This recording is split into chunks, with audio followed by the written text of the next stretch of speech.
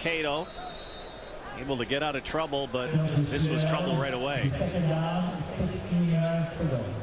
And if not for the pressure, Cato may have been able to get the ball downfield. You can see Nick Lewis had a little bit of space.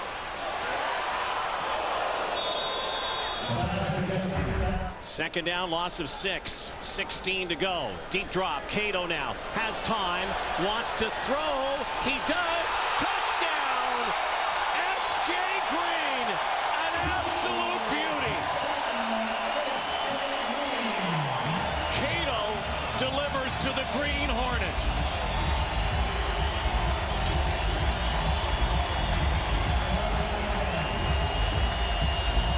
Outstanding throw. Phenomenal catch.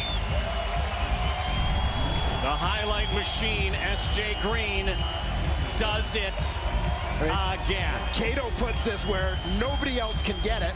In fact, frankly, I'm not sure too many people other than S.J. Green make this catch. What a catch. Feet down, inbounds, fully extended. It's the thing we talk about all the time with S.J. Green is that catching radius. His ability to get to balls anywhere near him, he's going to make a play. Ryan Smith, you may have some competition in 1v1. This is a terrific grab.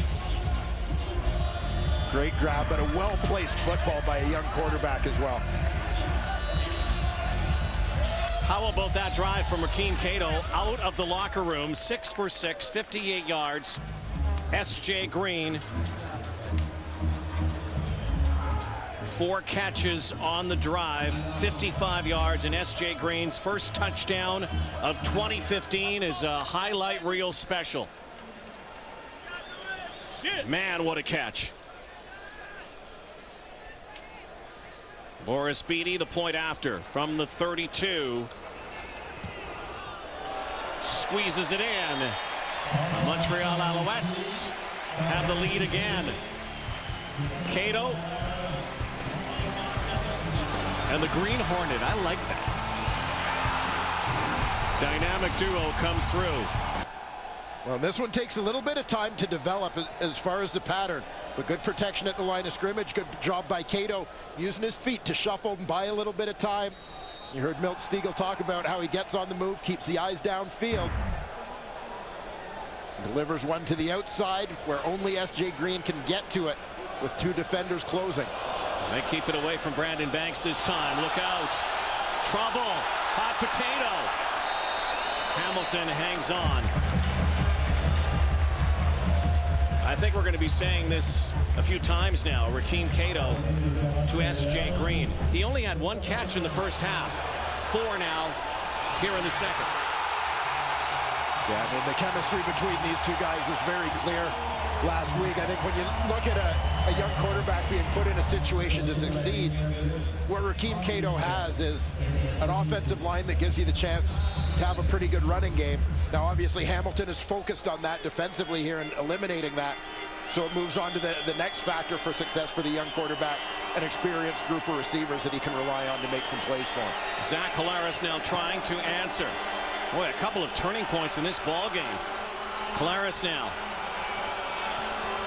takes off his back foot, incomplete. You think back to that goal line stand that was initialized by Hamilton, stopping Montreal in the first half. Big turning point there. You think about the Brandon Banks 110-yard touchdown that was called back because of penalty. That's another turning point. And who knows, last team to get the ball here tonight might actually win this game. Yeah, for a game that has started very slowly offensively, you can start to see things pick up a little bit. Second down and 10 again for the Cats. From their 30, here comes the rush again. Collaros now has to get out of the pocket and throw once again. Going the other way, Bakari Grant hauls it in. What a big play for the Hamilton Tiger Cats. Their S.J. Green is this guy. Bakari Grant gets them out of a big 2nd and 10 hole deep in their own territory. Moving it to the Alouette 45-yard line. 34-yard pickup. Bakari Grant, number 2 receiver. He just gets forgotten. You've got two men deep in that coverage. Grant kind of sits between the two of them as there are two other deep routes to occupy the defenders. Going deep is Collaros, but not deep enough.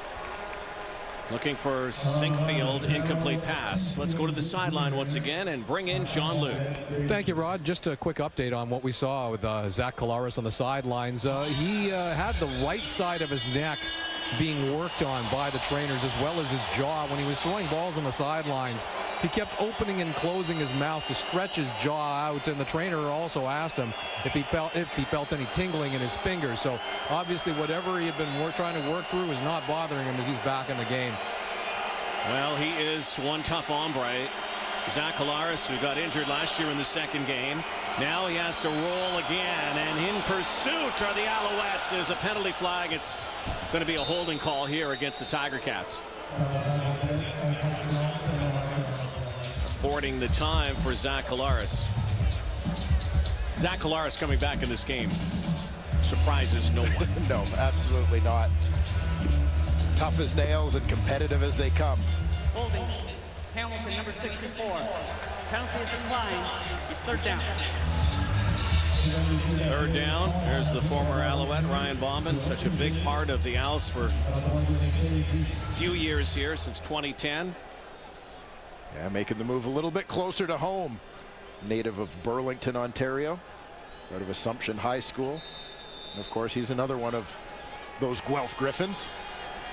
His beard is not quite Hugh O'Neill-like yet, but I'll tell you what, he's growing a pretty good one. O'Neill angling again for Logan. We'll cut back again. Steph Logan nowhere to go. 14-10 ball game here. Good close second half. Rakeem Cato back at it when we come back. Organization, but Ryan Bombin did. He was traded from the Alouettes for a first and third round pick. He's a Tiger Cat now, but says he still misses that special group in Montreal. It's been the same guys, really. Guys don't really get traded there for the most part, other than myself, but it's been the same guys over and over again every year, and the fact that all Canadians, and a lot of them are from the area or at least live in Montreal in the off season here, it definitely helped with the chemistry of the guys. Well, a chemistry, Ryan Bombin and Dwayne Ford, that goes back a few years, that helped win a few Grey Cups, protect Anthony Calvillo, of course, Josh Burke, Christian Matnow, Luc Brodeur-Jourdain, Philip Blake, Jeff Parrott. The five horsemen up front. Cato now protected by those guys, and almost pilfered by the Ticats. Speaking of those O-linemen, let's bring in John Luke.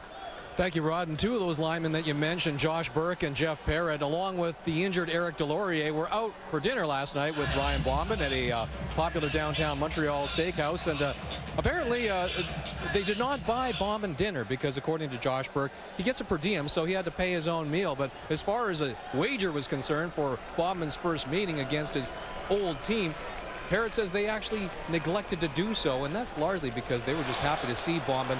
Both Parrott and Burke saying that it is a weird feeling to see Bombin on another team. They're still getting used to the fact that he's been traded after they'd have been together for so long.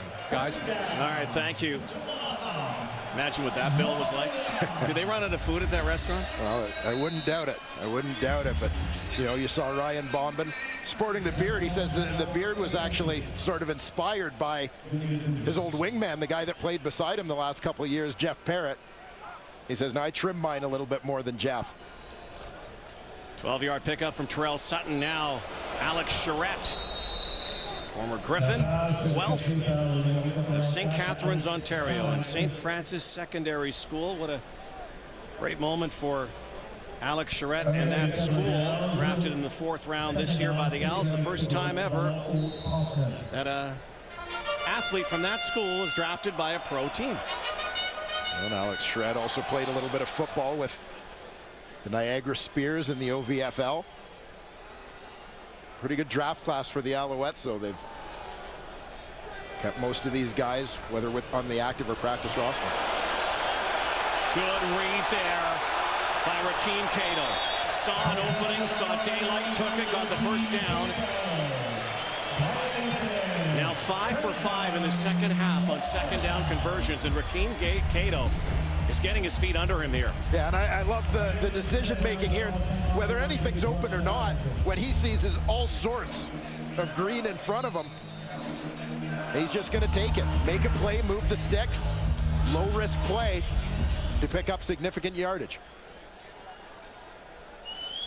Kid from the mean streets, inner city Miami, Liberty City, has another completion, and are they calling it incomplete? They are. And that's a big break for the Alouettes. S.J. Green dropping the football, which normally doesn't happen, but it would have been a fumble recovery by the Cats. That defender on Green very quickly. I think it was his former teammate Ed Gainey.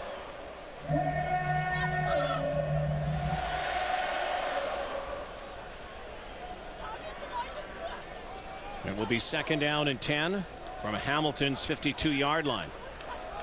Perfect in the second half on second down conversions. They bring the house. Here's Craig Butler.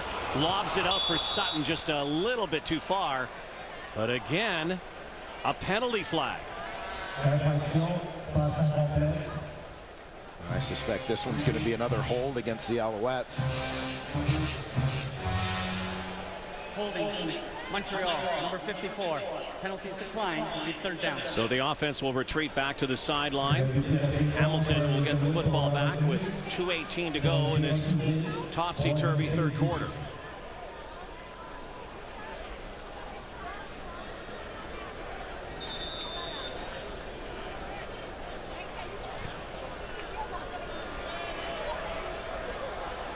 And kicked out of bounds. They're going to spot it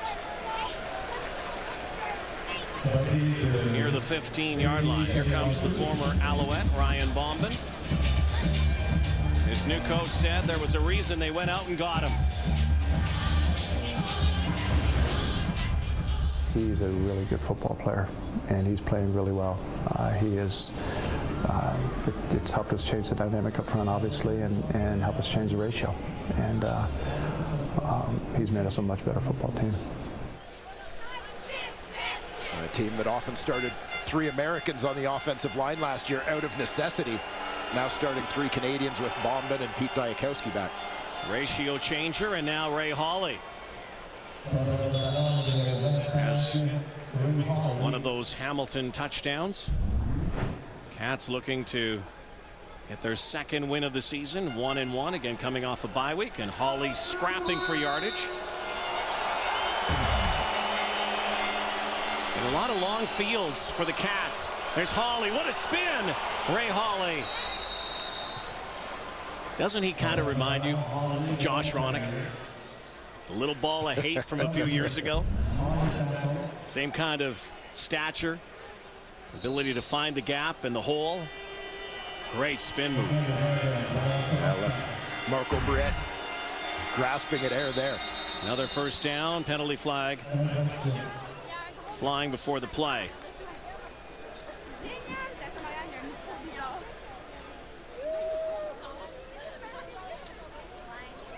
Procedure. Hamilton, number 67. 5-yard penalty, remaining first down. That is Pete Diakowski. Another procedure call, the 4th tonight against the Cats. Pete Diakowski, his 9th year, the longest serving member of these Tiger Cats. Final minute. Down 4.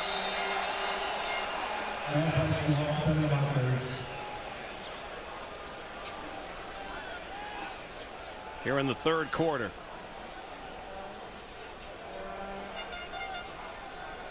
Procedure. Hamilton, number 61. 5-yard penalty, remaining first Well, down. Ken Austin's head might just blow off soon.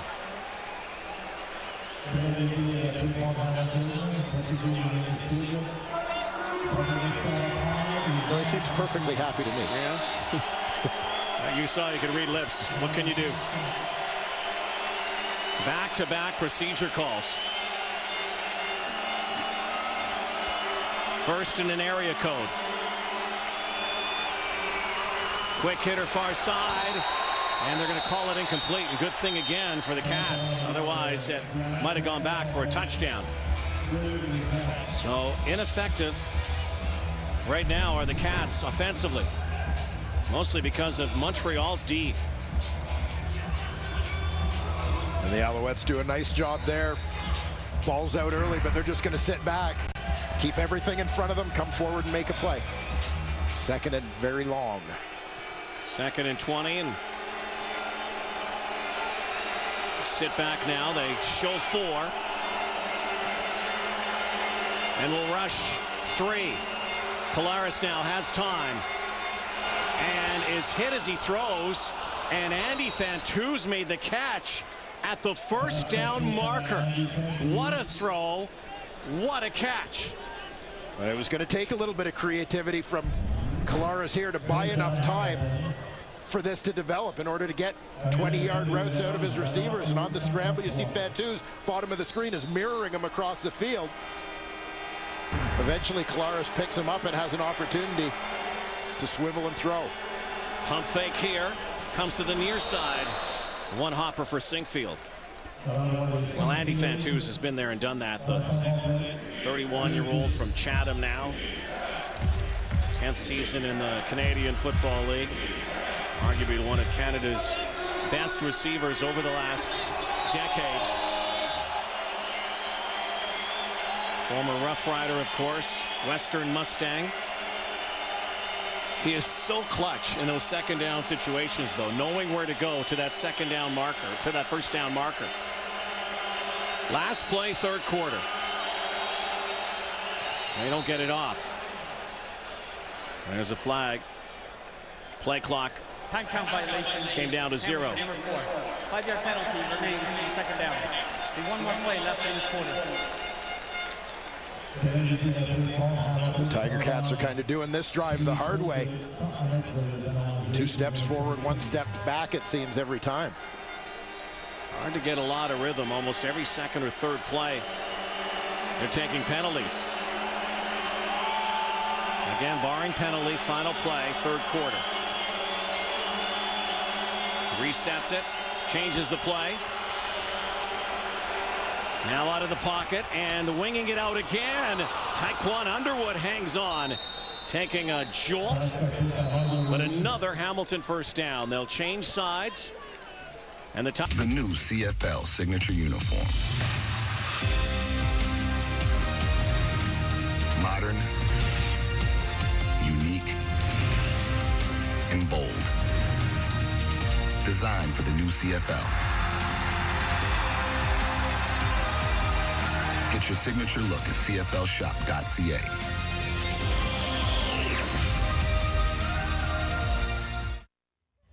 Just one scoring play in that 3rd quarter. The touchdown to S.J. Green. Rakeem Cato came storming out of the locker room. Great high percentage passing. And it's Alouettes 14, Tiger Cats 10 as we head to the 4th quarter here. And the rookie quarterback had some trouble moving the football in the first half. Second half has looked awfully good. Yeah, he has, and I think it's just a matter of settling in, becoming more comfortable with what he's seeing defensively. You have to remember, as much as defenses may be seeing Rakeem Cato for the first time, he's also seeing them for the first time. So there's a little bit of settling that has to go on there. Speaking of settling, this is very unsettled for Kent Austin. Well, yeah, I mean, you have a drive that was interrupted by a number of penalties, and obviously Kent Austin not entirely comfortable with all of them being called against his team. Well, both teams have taken an inordinate amount of penalties here in this ball game. But Zach Collaros has his team driving as we begin the 4th quarter here. 1st and 10 from the 40. Well, put it on the ground. That's an interesting formation. Terrell Sinkfield, receiver in the backfield. Picks up a few yards here.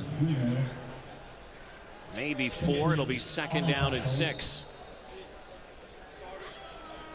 They give a little different look that time. Sinkfield now goes back where he normally is in the slot position. Well, they go to Fantuz. Yes, they will on 2nd down. First down, Cats. Just a quick hitter there from Collaros to Fantuz. The veteran receiver on the left side of the screen is just going to turn out and sit. Got an opening between 2 defenders. Collaros gets it out to him quickly. Substitutions now. Brandon Banks comes in the ball game. Fantuz goes to the sideline on 1st and 10. 11th play of the drive. We've seen up a lot of clock-eating drives here in this game. Haven't resulted in a lot of touchdowns. Look at the Alouettes line it up on the line, and they bring it. Here comes the rush. Collaros lets it go. And he took a big shot as he threw that football. They had the rookie defensive end, Darren Kitchens, right in his face. Kitchens really did a nice job to get in on Collaros, but basically lay off as he arrives. He's coming from the offensive left side, third man from the bottom. He just gets missed in that slide protection. You got to protect the inside gaps first. If anyone's going to come free, it's got to be the farthest guy to the outside. There's Kitchens, former Florida Gator. 2nd and 10. Collaros settles in and fires, and Terrell Sinkfield. That looked like a sure 6. And Justin Medlock's coming out. It looked as though Gerald Brown was actually going to get there to pick this one off. You'll see right on the left side of your screen, the halfback Brown comes over to help out cornerback Jonathan Hefney. He's got a shot at it. He misses. I think Sinkfield fully expected that ball to be redirected, at least, if not caught, by Brown.